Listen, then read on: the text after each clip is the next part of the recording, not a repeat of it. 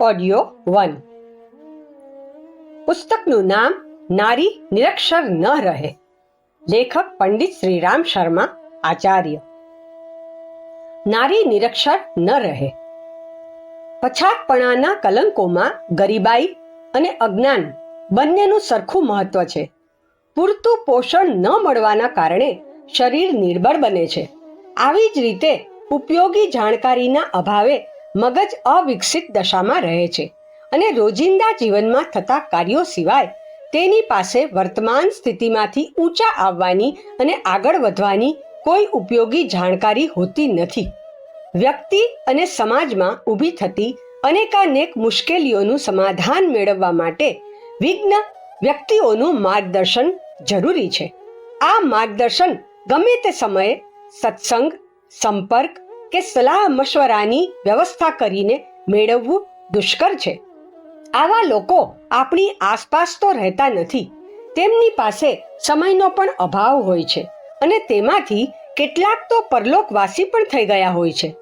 આવી પરિસ્થિતિમાં તેમની નિકટતા અને સલાહનો લાભ તેમના પુસ્તકો દ્વારા જ શક્ય થઈ શકે છે. આ લાભ તો શિક્ષિતો જ મેળવી શકે. આપણે દૂર દૂરના દેશો સુધીનો પ્રવાસ કરી શકતા નથી. તેથી સંસારમાં ક્યાં શું થઈ રહ્યું છે, કોણ શું કરી રહ્યું છે, તે પ્રયત્નોના પરિણામો કેવા મળી રહ્યા છે, આ બધી જાણકારી મનુષ્ય શિક્ષિત હોય તો જ શક્ય બને છે. શિક્ષણ વગરનો મનુષ્ય તો આંખો હોવા છતાં પણ અંધ છે. તેની જાણકારી કૂવામાંના દેડકા જેટલી સીમિત હોય છે. સંસારભરનું જ્ઞાન પુસ્તકોમાં છે, પરંતુ અનપઢો માટે તો દેવાલયમાં પ્રવેશ પણ બંધ છે. આવા લોકો જેટલું આંખોથી જુએ છે અને કાનોથી સાંભળે છે તેટલી જ જાણકારી મેળવે છે. આવા લોકોનું જ્ઞાન ખૂબ ઓછું હોય છે. પરિણામે બૌદ્ધિક દ્રષ્ટિએ તેઓ ગરીબ જ રહે છે અને જીવનના વિકાસમાં આર્થિક દરિદ્રતા જેટલો જ અવરોધ, માનસિક દરિદ્રતા અને બૌદ્ધિક દુર્બળતા તથા ઓછી જાણકારીઓ ઊભી કરે છે. કેટલીક વાર તો અજ્ઞાન અને ગરીબી બંને સગા ભાઈઓ બનીને રહે છે. આજીવિકા કમાવા જેટલી જ જરૂરિયાત શિક્ષણની છે. ખોરાક વગર શરીર દુર્બળ બને છે અને શિક્ષણ વિના મગજની સ્થિતિ અણઘડ, અનાડી જેવી બને છે. તીવ્ર બુદ્ધિ હોવા છતાં પણ જાણકારીઓથી વંચિત રહેવાને કારણે અમુક વાતો સિવાય મહત્વપૂર્ણ તથ્યોથી તો તેઓ અપરિચિત જ રહે છે. આવા લોકો મહત્વપૂર્ણ ક્ષેત્રોમાં અગત્યની ભૂમિકા નિભાવી શકતા નથી. આર્થિક રીતે સમૃદ્ધ અને શરીરે તંદુરસ્ત હોવા છતાં પણ અશિક્ષિત વ્યક્તિ પછાતપણામાં જ જીવતી હોય છે. તેના નિષ્કર્ષ, અનુભવ અને સલાહો મોટે ભાગે અધૂરી અને બિનઉપયોગી જ હોય છે. આવા લોકો માટે બહુમુખી પ્રગતિ શક્ય નથી. અશિક્ષિતોમાંથી કોઈએ મહત્વપૂર્ણ સિદ્ધિ મેળવી હોય તેવા ઉદાહરણો ક્વચિત જ જોવા મળે છે. ગરીબી નિવારણની ઝુંબેશની જેમ જ આપણે નિરક્ષરતાના અભિશાપને દૂર કરવા માટે પ્રયત્ન કરવો જોઈએ. વ્યક્તિગત અને સામાજિક પ્રગતિ માટે સૌ પ્રથમ ગરીબાઈની જેમ જ નિરક્ષરતા નિવારણને લક્ષ્ય બનાવવું જોઈએ. ગરીબાઈના નિવારણ માટે મહેનતની કમાણી માટેની યોગ્યતા અને ઉત્પાદનનું ક્ષેત્ર વિકસિત કરવાની જરૂર છે. બરાબર આ જ રીતે શિક્ષણ ક્ષેત્રે આગળ વધવા માટે દરેક વર્ગના લોકોએ પ્રયત્ન કરવો જરૂરી છે. પ્રગતિશીલ દેશોની સરખામણીમાં આપણો દેશ શિક્ષણની દ્રષ્ટિએ ઘણો પછાત છે. આપણા દેશની કુલ વસ્તીના લગભગ 3/4 મનુષ્યો તો નિરક્ષર છે. તેનાથી છુટકારો મેળવવા માટે પ્રત્યેક ભાવનાશાળી વ્યક્તિઓએ સખત પરિશ્રમ કરવો જોઈએ. સરકારી ક્ષેત્રે સ્થિતિ અને શક્તિ મુજબ જરૂરી પ્રયત્નો થઈ રહ્યા છે, પરંતુ માત્ર તેનાથી આખા દેશનો આટલો મોટો ઉદ્દેશ્ય પૂરો થઈ શકશે નહીં. સરકાર શિક્ષણ માટે ખૂબ મોટું બજેટ રાખે છે. તેને મળતા વેરામાંથી સંરક્ષણ, સંચાર, વાહન વ્યવહાર અને સારવાર જેવા અનેક કાર્યો કરવા પડે છે. તેથી સરકાર મર્યાદિત માત્રામાં જ કાર્ય કરી શકે તેમ છે. શિક્ષણ યોગ્ય વિદ્યાર્થીનીઓ માટે હજુ પણ સમુચિત શિક્ષણ પ્રાપ્ત થઈ શકે તેવી સ્કૂલી વ્યવસ્થા થઈ શકી નથી. નાના નાના ગામડાઓમાં તો સ્કૂલો જ નથી. જ્યાં છે ત્યાં માત્ર પ્રાથમિક શિક્ષણની જ વ્યવસ્થા છે. આધ્યાત્મિક તથા ઉચ્ચ શિક્ષણ મેળવવા માટે પગે ચાલીને દૂર દૂર સુધી જવું પડે છે. આમ ન કરી શકનાર શિક્ષણથી વંચિત રહે છે. આ બધી વાતો તો શાળાકીય શિક્ષણની અને બાળકો તથા કિશોરોની વાતો થઈ. હજુ તેમના માટે ઘણું કરવાનું બાકી છે. જો આ શિક્ષણની યોગ્ય વિદ્યાર્થીઓના માટે સર્વત્ર સમુચિત વ્યવસ્થા કરવામાં આવે તો સરકારને તેના માટે બહુ મોટું બજેટ બનાવવું પડશે અને તેના માટે ખૂબ મોટા વેરા ઉઘરાવવા પડશે. શાળાએ જઈ શકતા બાળકોમાં પણ સૌથી મોટી સમસ્યા આજીવિકા કમાવવામાં વ્યસ્ત પ્રૌઢ નિરક્ષરોની છે. જેઓ બાળપણમાં શિક્ષણ મેળવી શક્યા નથી તેમની તરફ ઉપેક્ષા ન રખાય. વાસ્તવમાં વર્તમાનની સત્તા તેમના હાથમાં છે. શાળાના બાળકોને તો હજુ મોટા થવામાં અને સમાજના પ્રભાવશાળી સભ્ય બનવામાં તથા જરૂરી અનુભવો મેળવવામાં ઘણી વાર છે.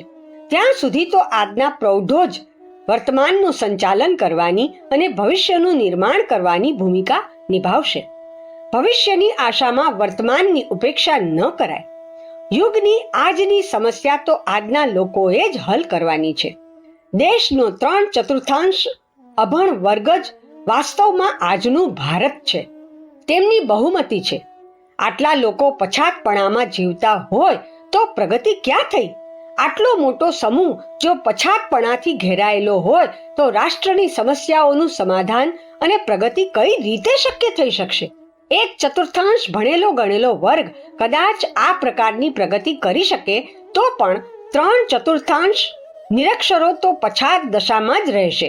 તો પછી આપણે પોતાને કયા ગૌરવને આધારે પ્રગતિશીલ કહી શકીશું? વ્યસ્ત પ્રૌઢોની શિક્ષણ સમસ્યા એટલી મહત્વપૂર્ણ છે કે તેને સ્કૂલી બાળકોના શિક્ષણ કરતા સહેજ પણ ઓછું મહત્વ આપી શકાય તેમ નથી. વાસ્તવમાં રાષ્ટ્રની પ્રગતિ માટે જો કંઈ કરવું હોય તો ગરીબી હટાવના પ્રયત્નોની સાથે પ્રૌઢ શિક્ષણ સાક્ષરતાને પણ અવિભક્ત રાખીને ચાલવું જોઈએ. આખરે આજની પ્રગતિની જવાબદારી વર્તમાન લોકોએ જ સંભાળવાની છે અને શિક્ષણના અભાવે તેઓની મનઃસ્થિતિ જો પછાત રહે તો યુગની આવશ્યકતાઓને સમજવી અને તેને હલ કરવા માટે યોગ્યતા મેળવવી કઈ રીતે શક્ય થશે? ફક્ત શરીર દ્વારા પ્રગતિના સ્વપ્નો પૂરા થઈ શકતા નથી. તેને માટે યોગ્ય જાણકારી અને સમજયુક્ત દ્રષ્ટિકોણ જોઈએ જે શિક્ષણ વિના શક્ય નથી. પોપટની જેમ જાણકારીઓની ગોખણપટ્ટી કરાવવા માટે તો નિરક્ષરો જેટલા જ શિક્ષકો જોઈશે. તેથી એક વાત સ્પષ્ટ છે કે વર્તમાન સમયની સમસ્યાઓના ઉકેલ માટેનું જ્ઞાન અને દ્રષ્ટિકોણ પુસ્તકોના માધ્યમ દ્વારા જ મેળવી શકાય છે. બીજાઓના બળ પર પ્રગતિશીલ થયેલી જનશક્તિ પોતાની પ્રખરતાને આધારે જ સમયની માંગને પૂરી કરી શકે છે. લોક ઉત્સાહ જગાવો. શિક્ષણ માટે લોક ઉત્સાહ જાગૃત કરવા બિન સરકારી ધોરણે પ્રયત્નો કરવા જોઈએ. કારણ કે દરેક બાબતમાં સરકાર પાસે આશા રાખવાથી કામ થશે નહીં. સરકાર દ્વારા કામ કરાવવા માટેની કિંમત ટેક્સના રૂપમાં પ્રજાએ ચૂકવવી જ પડે છે. તો પછી તેના કરતાં પણ ઓછા ખર્ચમાં બિન સરકારી ધોરણે તે પ્રયત્નો શા માટે ન કરવા? આનાથી લોકમંગળ માટે પ્રયત્ન કરવાની સેવા ભાવના વધશે અને જાતે પ્રયત્ન કરવામાં પુરુષાર્થી બનવાનો મોકો મળશે. લોક સાધારણમાં જો આ પ્રકારની સ્ફૂર્તિ, તત્પરતા, સેવા ભાવના અને સાહસ ઉત્પન્ન થઈ શકે તો સમજી લેજો કે ભાવના ક્ષેત્રમાં નવીન અરુણોદય થયો છે અને ઉજ્જવળ ભવિષ્ય હવે હાથ વેંતમાં છે. ભાવનાની શક્તિ સર્વોપરી છે. જો લોકમાનસમાં કલ્યાણકારી કાર્યો માટે ભાવભર્યો ઉત્સાહ ઉત્પન્ન થાય તો મુશ્કેલ દેખાતી સમસ્યાઓ પણ સહેલાઈથી પાર પાડી શકાય છે. મોટા ભાગના પ્રૌઢ નિરક્ષરો આજીવિકા કમાવવામાં વ્યસ્ત છે. તેથી તેમની નવરાશના સમયે શિક્ષણની વાત વિચારી શકાય. પુરુષો માટે રાતનો સમય અને સ્ત્રીઓ માટે મધ્યાહ્ને 2 થી 5 વાગ્યા સુધીના 3 કલાકના સમય દરમિયાન પાઠશાળાઓ ચલાવી શકાય છે. પ્રૌઢો માટે રાત્રે 7 થી 10 વાગ્યા સુધીનો સમય યોગ્ય રહેશે. 3 કલાક માટે સમય ન હોય તો 2 થી 2.5 કલાક પણ પાઠશાળા ચલાવી શકાય છે. શિયાળા ઉનાળામાં દિવસોની વધઘટ પ્રમાણે પાઠશાળાના સમયમાં પણ ફેરફાર કરી શકાય છે. શિક્ષણ માટે ફી લેવી અને પગારદાર અધ્યાપક રાખવાની વાત વ્યવહારમાં લગભગ અશક્ય છે. પ્રૌઢોને તો શિક્ષણમાં સહેજ પણ રુચિ નથી. તેઓ શિક્ષણનું મહત્વ સમજતા જ નથી અને નિરક્ષરતાને કારણે વેઠવા પડતા નુકસાન તેમને ખટકતા નથી. માત્ર નોકરી માટે જ ભણવું પડે તેવી તેમની માન્યતા છે. જેને નોકરી કરવી નથી તેમણે શા માટે ભણવું પડે? આ માન્યતાને કારણે સ્ત્રીઓને અને જેમની પાસે ખેતી વગેરે ઉદ્યોગો છે તેમના માટે શિક્ષણ બિનજરૂરી ગણાય છે. જ્ઞાનના મહત્વની અજાણતા જ નિરક્ષરતાનું સૌથી મોટું કારણ છે. જો તેની ઉપયોગિતા સમજી શકાઈ હોત તો ભોજન, વસ્ત્ર અને ચિકિત્સાની જેમ તેના માટે પણ પ્રયત્નો થયા હોત અને સરકારી ધોરણે નહીં પરંતુ ખાનગી ધોરણે પણ તેના માટેના સાધનો એકત્રિત કરી શકાયા હોત. તેના મહત્વના અજ્ઞાનને કારણે જ શિક્ષણની ઉપેક્ષા થતી રહી છે અને સગવડો પ્રાપ્ય હોવા છતાં પણ તેની અવગણના થાય છે. આજે પણ પરિસ્થિતિ જેમની તેમ જ છે. પ્રૌઢ શિક્ષણ માટે શિક્ષાર્થીઓ ભેગા કરવા આજે પણ મુશ્કેલ છે. સૌથી પહેલી જરૂરિયાત શિક્ષણનું મહત્વ સમજાવવાની છે. પ્રૌઢ પાઠશાળાની સ્થાપના કરવી તથા તેના માટે સાધનો એકત્રિત કરવા મુશ્કેલ છે, પરંતુ તેનાથી પણ વધારે મુશ્કેલી તો નિરક્ષરોને ભણવા માટે સંમત કરવામાં છે. પાઠશાળાની સ્થાપના કરતા પહેલા ઉત્સાહી શિક્ષણ પ્રેમીઓએ લોકો સાથે સંપર્ક સાધવો પડશે. તેમની સામૂહિક ગોષ્ઠીઓ બોલાવીને હૃદયગ્રાહી ઢંગથી તર્ક, તથ્ય અને ઉદાહરણો દ્વારા સમજાવવું પડશે કે પ્રૌઢો માટે શિક્ષણ શા માટે જરૂરી છે. લખવું, વાંચવું બાળકોનું કામ છે. મોટી ઉંમરના લોકોએ બાળકો જેવું કામ કરીને શા માટે મશ્કરી પાત્ર બનવું? આવો સંકોચ અને દુરાગ્રહ લોકોના મનમાંથી દૂર કરવો અત્યંત મુશ્કેલ છે. પ્રશ્ન સમયનો નથી પણ રુચિ અને ઈચ્છાનો છે. સૌ પ્રથમ તેમની રુચિ અને ઈચ્છાને જાગૃત કરવી પડશે. આ કઠણ મોરચો સખત પરિશ્રમ અને સંપર્ક અભિયાનથી જ જીતી શકાય તેમ છે. આ પ્રકારના શરૂઆતના પ્રયત્નો પૂરા કર્યા પછી જ પ્રૌઢ શિક્ષણ માટેની સંસ્થાઓની સ્થાપના અને સફળતા શક્ય થઈ શકે છે. અવૈતનિક સેવા સાધના. આવી પરિસ્થિતિમાં રહેતા વિદ્યાર્થીઓ ભણવા માટે ફી આપશે અને પગારદાર શિક્ષકો રાખી શકીશું તે વાત વિચારવી જ અર્થહીન છે. શિક્ષિતો વગર પગારે સેવા આપવા તૈયાર થાય તો આ સંસ્થાની શુભ શરૂઆત કરવી જોઈએ. જો પગારદાર અધ્યાપકો રાખવા પડે તો લોકો પાસેથી સ્વેચ્છાએ ફાળો ઉઘરાવીને જ પૈસાની વ્યવસ્થા કરવી જોઈએ. શિક્ષિતો પ્રૌઢોને ભણવા માટેનો સમય ફાળવી વિદ્યાનું ઋણ ચૂકવી પોતાની ફરજ બજાવી શકે છે. પૈસા પાત્ર લોકોએ પોતાની સંપત્તિમાંથી એક અંગ નિર્ધનોની પ્રગતિ માટે વાપરવો જોઈએ. આ રીતે જ શિક્ષિતોએ પણ પોતાના શ્રમ અને સમયનો એક અંશ નિરક્ષરોને શિક્ષિત બનાવવા માટે નિયમિતપણે ફાળવવો જોઈએ. આ પ્રકારની સેવા વૃત્તિ જો મનુષ્યમાં જાગૃત થશે તો જ સમાજમાં સત્પ્રવૃત્તિઓની વૃદ્ધિ થશે.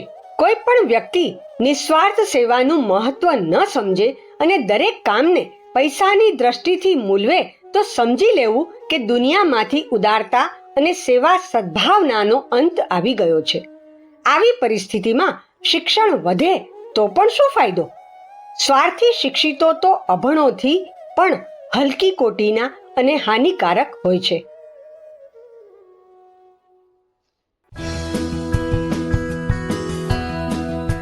ઓડિયો 2. નારી નિરક્ષર ન રહે. આ પાઠશાળાઓ માટે વિવશતાને કારણે પગારદાર શિક્ષકો રાખવા પડે તો અલગ વાત છે. નિરક્ષરોને અક્ષર જ્ઞાન પ્રાપ્ત કરવા માટે ઉત્સાહિત કરવા જેટલી માથાકૂટ કરવી પડે છે તેટલી જ જરૂરિયાત શિક્ષિતોને વિદ્યા ઋણ ચૂકવવા માટે સેવા ભાવનાથી સમયદાન આપવા માટે તૈયાર કરવાની છે. પૈસાની લાલચ આપીને તો અભણોને પણ ભણવા માટે એકઠા કરી શકાય છે. એવી જ રીતે પગારનું આકર્ષણ આપીને શિક્ષકોની ભીડ પણ જમાવી શકાય છે. પ્રૌઢ શિક્ષણની સમસ્યા પૈસાને આધારે હલ કરવાની હોય તો તેના માટે લોક સ્તરે પ્રયત્ન કરવાની કોઈ જરૂર નથી. ઘરમાં જ આ કામ થઈ શકે છે. સેવાભાવી ટોળીઓ. રાષ્ટ્ર નિર્માણનું મહાન કાર્ય સેવા, બુદ્ધિ અને કર્તવ્ય ભાવના ઉત્પન્ન કર્યા વિના શક્ય થતું નથી. આ બાબત ઓછી વધતી માત્રામાં દરેકના મનમાં સુષુપ્ત અવસ્થામાં હોય છે જ. જેને જાગૃત કરી શકાય તો પરમાર્થના ઉદ્દેશ્ય માટે તેનો ઉપયોગ સહેલાઈથી કરી શકાય છે. સ્થાનિક અથવા તો ક્ષેત્રીય સ્તરે શિક્ષા આંદોલન ઊભું કરવા માટે વિચારશીલ સેવાભાવી લોકોની ટોળીઓ બનાવવી જોઈએ અને ઈચ્છિત વાતાવરણ ઊભું કરવા માટે આ ટોળીઓએ જનસંપર્ક માટે નીકળી જવું જોઈએ. આ ટોળીઓ સામે 4 કાર્યક્રમો હોવા જોઈએ. 1. નિરક્ષર પ્રૌઢોને અક્ષર જ્ઞાન માટે તૈયાર કરવા. 2. પાઠશાળાની વ્યવસ્થા કરવી. 3. પ્રાથમિક સાધન સામગ્રી માટે પૈસાની વ્યવસ્થા કરવી. 4. ભણાવવા માટે શિક્ષિતો પાસેથી સમયદાન પ્રાપ્ત કરવું. આ 4 કાર્યો માટે સંબંધિત વ્યક્તિઓને એકઠા કરી ગોષ્ઠી રૂપે તેમને સમજાવી શકાય અથવા તો ઘેર ઘેર જઈને તેમની સાથે સંપર્ક કેળવવામાં આવે. પહેલા પ્રયત્ને જ સફળતા મળે તે જરૂરી નથી, પરંતુ સંપર્ક કરાયેલ વ્યક્તિઓ તરફથી યોગ્ય સહકાર મળે તે જરૂરી છે. આને માટે વારંવાર લોકો સાથે સંપર્ક સ્થાપવા માટે પ્રયત્નો કરવા પડશે. સફળતા ન મળે તો પણ આશાના કિરણો જોઈ સંતોષ માનવો. એક વારની અસફળતાથી નિરાશ નહીં થનારા અને ઈચ્છિત હેતુ માટે સતત પ્રયત્નશીલ રહેનાર વ્યક્તિ વહેલી મોડી સફળ થાય છે જ. થોડોક વધારે સમય ફાળવીને સ્થાનિક ક્ષેત્રમાંથી બહાર નીકળી આ પ્રયત્નોને જો નિકટવર્તી ક્ષેત્રોમાં ફેલાવી શકાય અને ઠેર ઠેર પાઠશાળાઓ સ્થાપી તેને વ્યવસ્થિત રીતે ચલાવવાની યોજના નજર સમક્ષ રાખવામાં આવે તો બહુ ઓછા સમયમાં મોટા મોટા શહેરોમાં, ગામોમાં, શેરીએ શેરીએ અને નાના ગામડે ગામડે આવી પાઠશાળાઓ ઊભી થઈ શકે છે. લોકોમાં અનુકરણ વૃત્તિ હોવાને કારણે એકની પાછળ એક ઉત્સાહિત થતા રહેશે અને પ્રવૃત્તિ ચાલતી રહેશે. હિંમતવાન લોકો આગળ ચાલે છે અને સામાન્ય લોકો તો તેમનું અનુકરણ માત્ર કરે છે. મોટા ભાગના કુરિવાજો અને ખરાબ આદતો ફેલાવવાનું મુખ્ય કારણ મનુષ્યની અનુકરણ વૃત્તિ જ છે. સારા પ્રયત્નો માટે પણ આ જ વાત લાગુ પડે છે. ક્યાંક કોઈક પ્રયત્ન આ રીતે ચાલુ થઈ જાય અને તેને આગળ વધારવા માટે કર્મઠ વ્યક્તિઓ સતત કાર્યશીલ રહે તો પ્રૌઢ શિક્ષણની સત્પ્રવૃત્તિઓ આગળ વધતી રહેશે અને પોતાના ચમત્કારી પરિણામો રજૂ કરતી રહેશે. મહિલા પ્રૌઢશાળાની સ્થાપના માટે પણ વ્યવસ્થા અને યોજના તો સેવાભાવી પુરુષોએ જ બનાવવી પડશે, પરંતુ તેમાં થોડી ઘણી કુશળ સ્ત્રીઓને આગળ રાખવી પડશે. મહિલાઓને શિક્ષણ માટે તૈયાર થવામાં તેમનો સંકુચિત સ્વભાવ સૌથી વધારે અવરોધક બને છે. તેઓ શિક્ષણના લાભ અને મહત્વથી તદ્દન અપરિચિત હોય છે. પડદા પ્રથાને કારણે અને ઘરેથી બહાર જવા માટે પ્રતિબંધ હોવાના કારણે ઘરના લોકો પણ બાધક બને છે. ઘરના કામકાજ અને બાળકોની ખટપટને કારણે સમય પણ ખૂબ ઓછો મળે છે. તેથી કહીને સમજાવીને પણ નિરક્ષર મહિલાઓને અક્ષર જ્ઞાન માટે તૈયાર કરવી ખૂબ મુશ્કેલ છે. જે તૈયાર થઈ જાય છે તેમનો ઉત્સાહ પણ વધુ દિવસ ટકતો નથી અને થોડા દિવસ ભણ્યા પછી તે પણ અધવચ્ચે અટકી જાય છે. આવું પુરુષોમાં પણ થાય છે, પરંતુ પુરુષો કરતા સ્ત્રીઓમાં આ બાબત વધારે જોવા મળે છે. તેથી પાઠશાળામાં આવવા માટે પ્રોત્સાહિત કરવાથી માંડી તે ક્રમને સદાય ચાલુ રાખવા માટેના પ્રયત્નો ઉત્સાહી વ્યક્તિ દ્વારા થવા જરૂરી છે. મહિલાઓના ક્ષેત્રોમાં આ કાર્ય મહિલાઓ દ્વારા જ કરી શકાય છે. તેથી જો પ્રૌઢ શિક્ષણ સ્થાયી સ્વરૂપે કરવું હોય તો નિરક્ષર પ્રૌઢોને શિક્ષણનું મહત્વ સમજાવી શિક્ષણ પ્રત્યે તેમનામાં ઉત્સાહ ઉત્પન્ન કરવો અને તે ઉત્સાહને ટકાવી રાખવા સૌથી મોટી મુશ્કેલી સમજી તેને હલ કરવાના સાધનો એકઠા કરવા જોઈએ.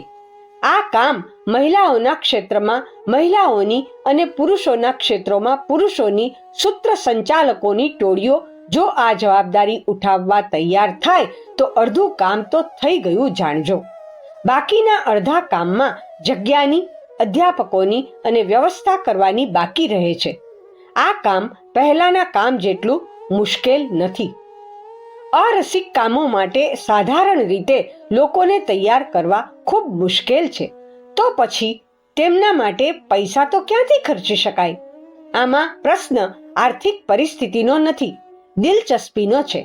શિક્ષાર્થીઓ પાસે જરૂરી સામગ્રી ખરીદવા જેટલા પૈસા તો હોય છે જ, પરંતુ તેમને ભણવા માટે જ જ્યાં માંડ માંડ તૈયાર કર્યા હોય ત્યાં તરત જ આવા અરુચિકર કામ માટે પૈસાની વાત ન કરવામાં આવે તો વધારે સારું. શિક્ષણ માટે ફી તો લેવી જ જોઈએ. શક્ય હોય તો સ્લેટ, પેન, પાથરણા, ફાનસ, પુસ્તક વગેરેનો ખર્ચ પણ સંસ્થાએ જ ભોગવવો જોઈએ.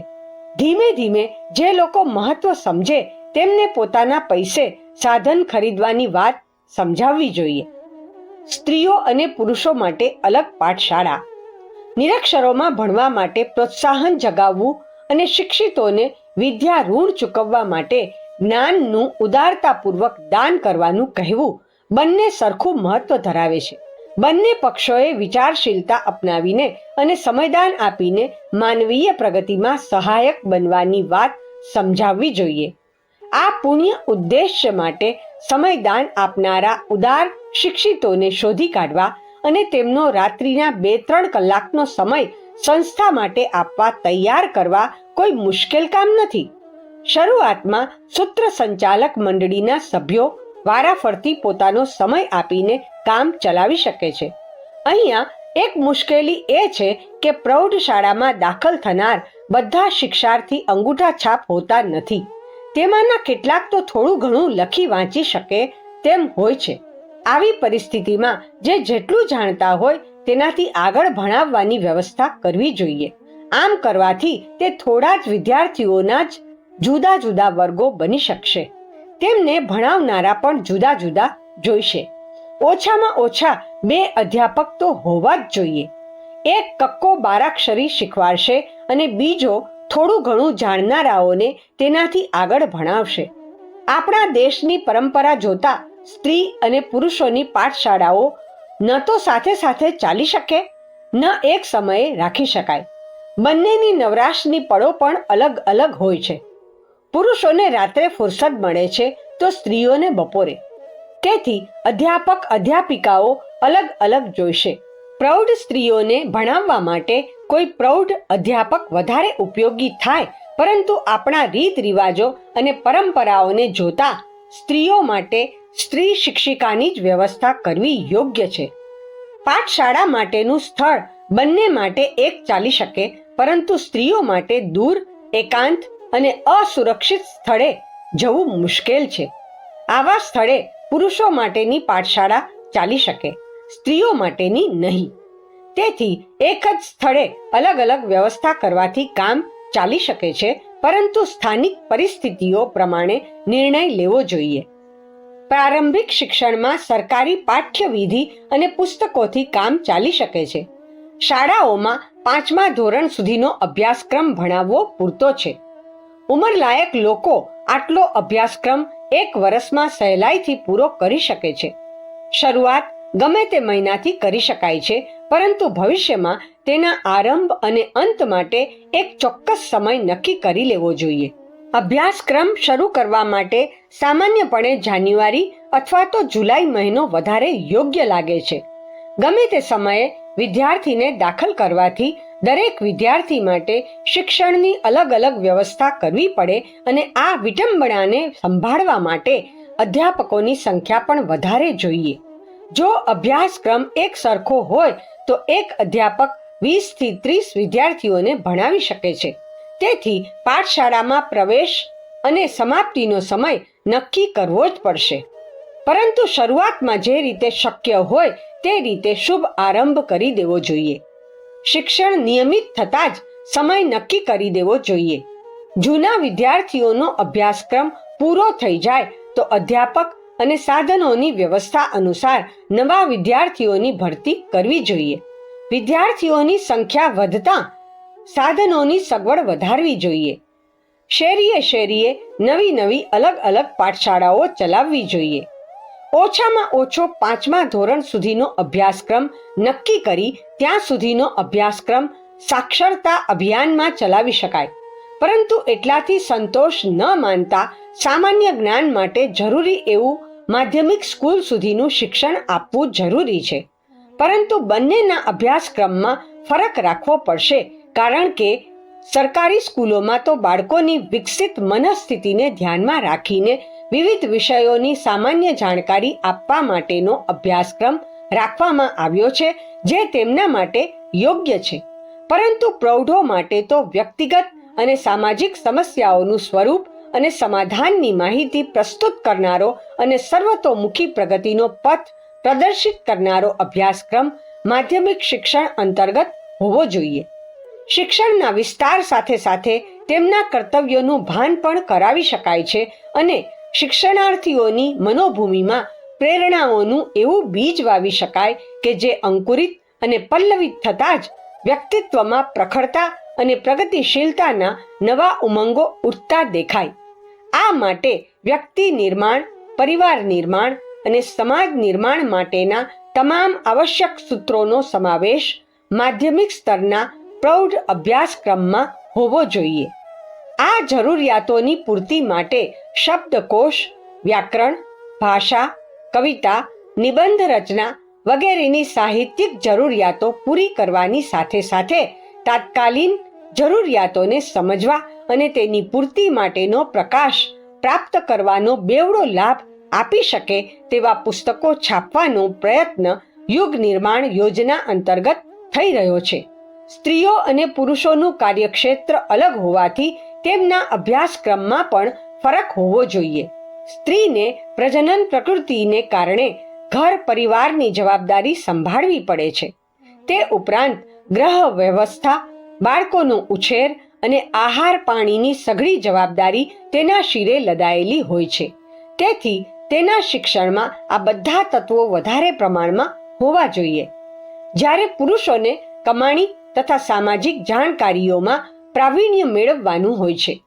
પ્રૌઢ શિક્ષણના પુસ્તકો લખવા વાંચવાની સાથે સાથે વ્યક્તિત્વની સજાવટ અને પ્રગતિશીલ વિકાસ માટે જરૂરી તમામ બાબતો શીખવનારા હોવા જોઈએ.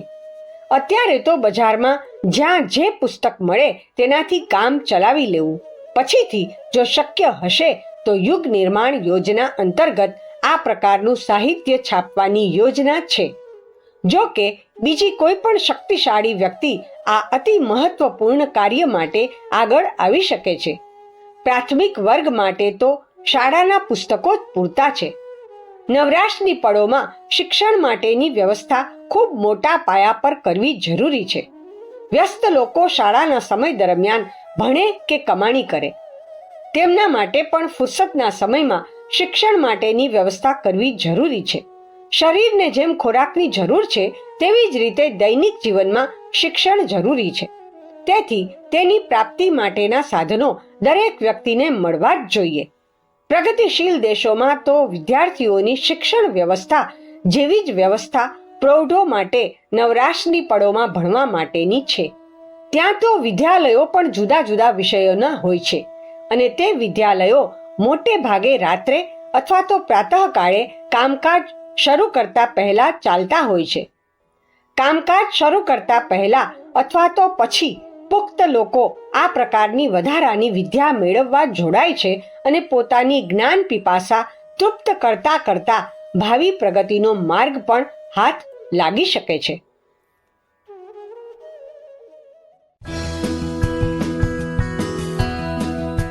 ઓડિયો 3.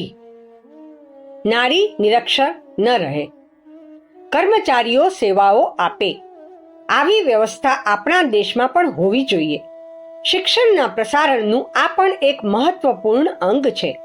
બાળકોને તો શિક્ષણની સગવડ મળતી રહે, પણ પુખ્તો માટે શિક્ષણના દરવાજા બંધ થવા ન જોઈએ. તે માટે પ્રાતઃકાલીન અથવા રાત્રિ પાઠશાળાઓ ચલાવવી જોઈએ. આમાં જાત જાતના અભ્યાસક્રમો ચાલતા હોવા જોઈએ. જેને સરકારી પરીક્ષા પાસ કરવી છે તેઓ આ પાઠશાળામાં ભણે અને તૈયારી કરતા રહે. જ્યારે પરીક્ષા યોગ્ય તૈયારી થઈ જાય ત્યારે પ્રાઇવેટ વિદ્યાર્થીઓને મળતી સગવડનો લાભ ઉઠાવીને પરીક્ષા આપે. આ રીતે વ્યસ્ત વ્યક્તિ પણ પોતાના ફુરસદના સમયનો ઉપયોગ કરી શકે છે. હિન્દી સાહિત્ય સંમેલન, આયુર્વેદ વિદ્યાપીઠ, મહિલા વિદ્યાપીઠ, આર્યકુમાર દળ, ગીતા રામાયણ પરીક્ષા સમિતિ વગેરે સંસ્થાઓએ પોતાની પરીક્ષાની વ્યવસ્થા કરેલી છે. જેને તેમાં ભણવાનું મન હોય તે ભણી શકે છે. સ્થાનિક પરિસ્થિતિ મુજબ સંગીત, શિલ્પ, કળા, કૌશલ, સમારકામ, ખેતીવાડી, પશુપાલન, સ્વાસ્થ્ય સંરક્ષણ, ધાર્મિક જાણકારી, ધાતૃકળા વગેરેની શિક્ષણની વ્યવસ્થા કરી શકાય છે. તેના માટે પરીક્ષા આપવી કે પ્રમાણપત્ર મેળવવું જરૂરી નથી. જ્યાં સુધી કાર્યકુશળતા ન આવે ત્યાં સુધી આવું ભણતર ચાલુ રાખી શકાય અને તેમાં પ્રાવીણ્ય મેળવવું તે તેની પૂર્ણતાની કસોટી ગણી શકાય. શિક્ષણના પ્રસારમાં સરકારે કરેલા પ્રયત્નોમાં વધુ પ્રગતિશીલ કદમ લઈ શકાય તેમ છે. સરકારી કર્મચારીઓને પ્રમોશન આપતી વખતે તેમની શિક્ષણના પ્રસાર માટેની સેવાની પૂછતાછ કરવી જોઈએ અને સાર્વજનિક સેવામાં તેમણે સ્વેચ્છાપૂર્વક યોગદાન આપ્યું હોય તો તેઓ વધારે મહત્વપૂર્ણ પદ સંભાળવા યોગ્ય ગણાય. સંકુચિત વૃત્તિવાળાને તેમની અનુદાર પ્રકૃતિને કારણે નાના નાના પદ પર રહેવા દેવામાં આવે. સાક્ષરતા અભિયાનમાં સ્વેચ્છાએ સહકાર આપવો એ સરકારી કર્મચારીઓની વિશેષ યોગ્યતા ગણવામાં આવે અને પ્રમોશન વખતે આ બાબત ધ્યાનમાં રાખવી જોઈએ.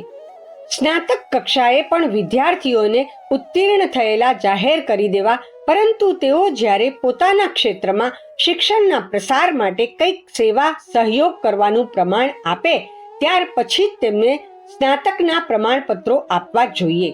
જો સરકારી કર્મચારીઓના પ્રમોશન, સ્નાતકની ડિગ્રી તથા નવી ભરતી માટે શિક્ષણની સેવાઓને પ્રમાણભૂત ગણવામાં આવે તો શિક્ષણના પ્રસારમાં સેવાભાવથી કંઈક પ્રયત્ન કરવાની પ્રેરણા આ વર્ગમાં ઉત્પન્ન કરી શકાય છે અને આ નાના એવા નિયમને કારણે સમાજનું મોટું હિત સાધી શકાય છે. ચૂંટણીના ઉમેદવારો માટે અને સરકાર દ્વારા વિશેષ સહયોગ પ્રાપ્ત કરનારાઓમાં પણ અન્ય પાત્રતાઓમાં શિક્ષણની સેવા પણ એક પાત્રતા ગણવી જોઈએ. શિક્ષણના વિવિધ ક્ષેત્રોને વિકસિત કરવા માટે બિન સરકારી ધોરણે પણ સંસ્થાઓ ઊભી કરી શકાય. પૈસા આપો, શિક્ષણ મેળવો, ફી લો અને શિક્ષણ દો ની નીતિ અપનાવીને અનેક સુશિક્ષિત વ્યક્તિઓ કમાણી કરી શકે છે અને ઈચ્છુકોની જરૂરિયાતો પૂરી કરી શકે છે. આવી સંસ્થાઓને સરકારી ગ્રાન્ટ મળે અથવા તો તેમના વિદ્યાર્થીઓને પરીક્ષામાં બેસવાની મંજૂરી સહેલાઈથી મળે તો ફુરસદના સમયમાં ભણાવવા માટે અનેક વિદ્યાલયો ઊભા કરી શકાય તેમ છે. કદાચ આવા વિદ્યાલયોને સરકારી માન્યતા ન મળે તો પણ વ્યક્તિગત શિક્ષણની સગવડ આપનારા વ્યક્તિગત અથવા સંગઠિત વિદ્યાલય ખોલવાની અને પોતાનું કાર્ય સ્વાવલંબનથી ચલાવવાની પૂરેપૂરી શક્યતા છે. વ્યસ્ત લોકો આનો પૂરેપૂરો ફાયદો ઉઠાવી શકે. બાળકોને ટ્યુશનની જરૂર પડે છે અને ટ્યુટર કેટલા મોંઘા હોય છે તે તો સૌ કોઈ જાણે જ છે. સાધનયુક્ત લોકો જ ટ્યુટર રાખી શકે છે. ગરીબો અને નબળા વર્ગના બાળકો ટ્યુશન રાખી શકતા નથી. તેથી તેઓ નાપાસ થાય છે અને તેમનું ભવિષ્ય અંધકારમય બને છે. તેમના માટે થોડીક ફી આપીને તેમની કચાશને દૂર કરવા માટેની ટ્યુટોરિયલ સ્કૂલો ખોલી શકાય છે. વિદેશોમાં તો વાહન વ્યવહારની મુશ્કેલીને ધ્યાનમાં રાખીને ઘણી સ્કૂલો પત્ર વ્યવહાર અભ્યાસક્રમ ચલાવે છે, જેનો લાભ ઘણા વિદ્યાર્થીઓ લે છે. ધનવાન લોકો દાન પુણ્યમાં ઘણા પૈસા વાપરતા હોય છે. તેમને વિદ્યાદાનની મહત્તા સમજાવીને વિદ્યાદાન સૌથી મોટું પુણ્ય છે તે વાત હૃદયંગમ કરાવવી જોઈએ. વિદ્યાદાન કરનાર પછીના જન્મમાં પણ મનુષ્ય શરીર જ પ્રાપ્ત કરે છે, કારણ કે વિદ્યાનું પુણ્ય ફળ બીજી કોઈ યોનિમાં મેળવવું શક્ય નથી. અન્નદાનનું પ્રતિફળ તો તે રૂપે જ અન્ય કોઈ યોનિમાં પણ મળી શકે છે. તેથી જો આગળના જન્મમાં પણ મનુષ્ય અવતાર મેળવવાની ઈચ્છા હોય તો વિદ્યાદાનને પ્રાધાન્ય આપવું જોઈએ. આ તથ્ય જો ધનવાન લોકોના હૃદયમાં ઉતારવામાં આવે તો જેવા તેવા કાર્યો માટે વપરાતા પૈસા વિદ્યા વિસ્તાર માટે મળી શકે અને આ સહાય દ્વારા અનેક પ્રકારના વિદ્યાલયો સહેલાઈથી ચાલી શકે છે. શિક્ષણના પ્રસાર માટે પ્રચંડ વાતાવરણ તૈયાર કરવું એ આજની સૌથી મહત્વપૂર્ણ જરૂરિયાત છે. દેશનો દરેક નાગરિક આ દિશામાં કંઈક વિચારે અને તેની વર્તમાન પરિસ્થિતિમાં તેનાથી શક્ય હોય તેટલો પ્રયત્ન સાચા દિલથી કરે તો તેની પ્રતિક્રિયા રૂપે અત્યંત ઉત્સાહજનક પરિણામો આપણી સમક્ષ આવશે. અશિક્ષિતોને શિક્ષણનું મહત્વ સમજાવી તેના માટે ઉત્સાહ ઉત્પન્ન કરવાનું કામ એટલું મહત્વનું છે કે તેને માટે તન, મન, ધનથી પ્રયત્ન કરવો જોઈએ. સાથે સાથે પ્રૌઢ પાઠશાળાઓ સિવાયના વિદ્યાલયોનો પણ વિકાસ થવો જોઈએ. સરકારી ધોરણે ચાલતા વિદ્યાલયોનો પણ વિકાસ થાય અને બની શકે તેટલા વધુ વિદ્યાર્થીઓ તેનો લાભ ઉઠાવે તેવા પ્રયત્નો કરવા જોઈએ. રાષ્ટ્રીય પ્રગતિ માટે નિરક્ષરતા નિવારણ અત્યંત જરૂરી છે. તેનું મહત્વ ગરીબી નિવારણ ઝુંબેશના જેટલું જ હોવું જોઈએ. તેના માટે દરેક વ્યક્તિ વિચારે અને ઉત્સાહપૂર્વક પ્રયત્ન કરે તો જ કામ થશે. આ ઉદ્દેશ્યને પૂરો કરવા માટે સરકારી અને બિનસરકારી ક્ષેત્રો પૂરેપૂરી તાકાતથી કામે લાગી જાય અને એકબીજાના સહકારથી કામ કરે તો તત્કાલીન સમયની અતિ મહત્વપૂર્ણ જરૂરિયાતને સહેલાઈથી પૂરી કરી શકાય તેમ છે.